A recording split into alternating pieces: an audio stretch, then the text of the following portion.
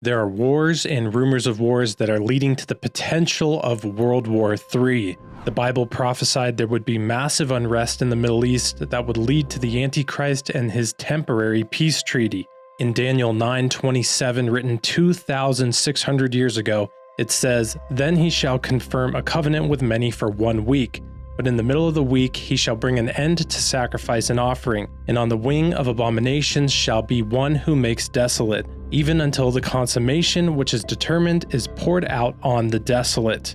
That, of course, in reference to the Antichrist and his peace treaty.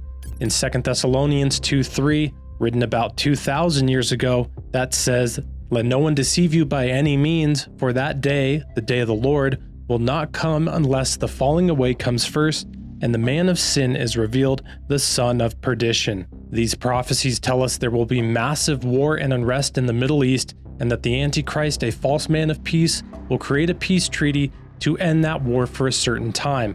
And right now, in the past 24 hours alone, we've had massive things take place within the Middle East that could be leading to even the potential of a world war.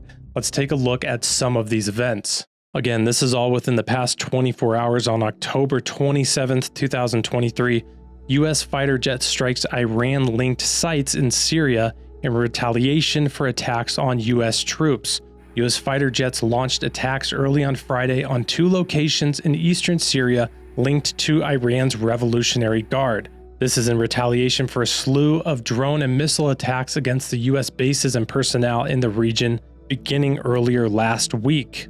These strikes taking place in eastern Syria along the Iraqi border. F-16 fighter jets targeting 2 locations linked to Iranian-backed military groups in response to at least 19 attacks on American troops in the region in recent days. Just yesterday, a missile that was sent by Hamas to hit Israel accidentally hit a town and a resort in Egypt. Missile strikes Egyptian Red Sea town on Israel border.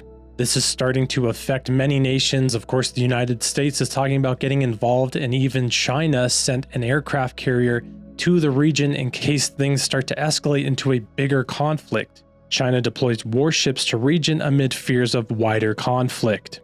Matthew 24, Jesus also told us wars and rumors of wars would take place as we head towards the end times. Seems like this is really happening on a worldwide scale more and more. Yesterday as well, the United States confirmed that 900 foot soldiers were being sent over to the Middle East. Approximately 900 troops have subsequently deployed or are in the process of deploying to the U.S. Central Command area of responsibility. I can confirm that they are not going to Israel, and that again, they are intended to support regional deterrence efforts and further bolster U.S. force protection capabilities.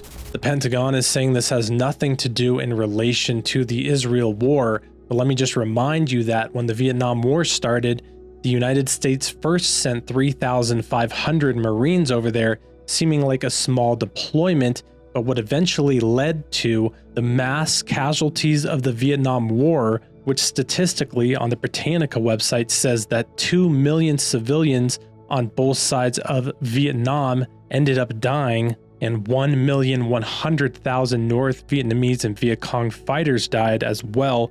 The United States military estimates that between 200 and 250,000 South Vietnamese soldiers died, and the Vietnam Veterans Memorial in Washington, D.C. lists more than 58,300 names of United States Armed Forces who were killed or went missing in action. There's also a few thousand other people who died from other nations. So when they say these small numbers, many times it starts off small, but as we see with Vietnam, it grew into massive numbers and a massive war.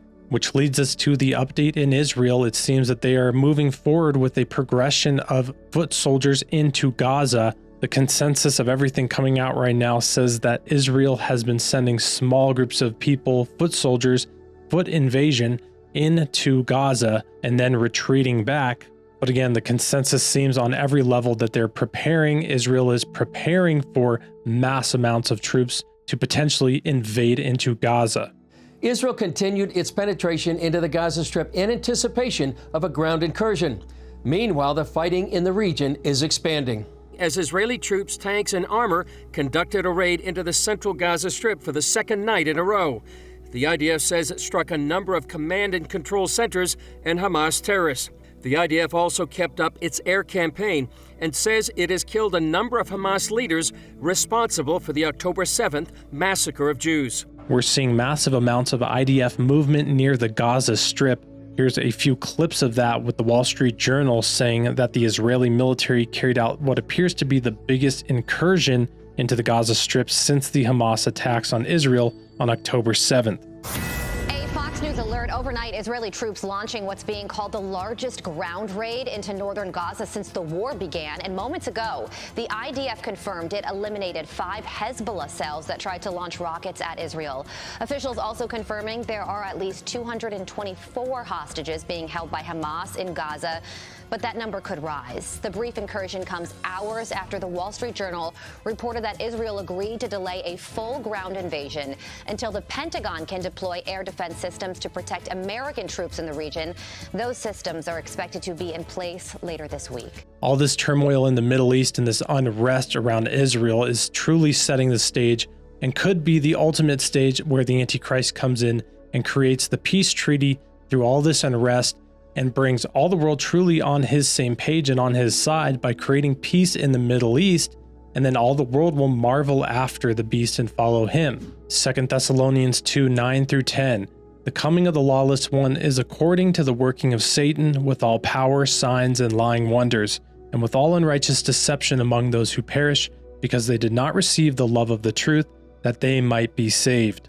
Not only will the Antichrist create peace in the Middle East, he will have false signs and wonders accompanying him, and he will eventually exalt himself to the status of God and break that peace treaty with Israel halfway through it.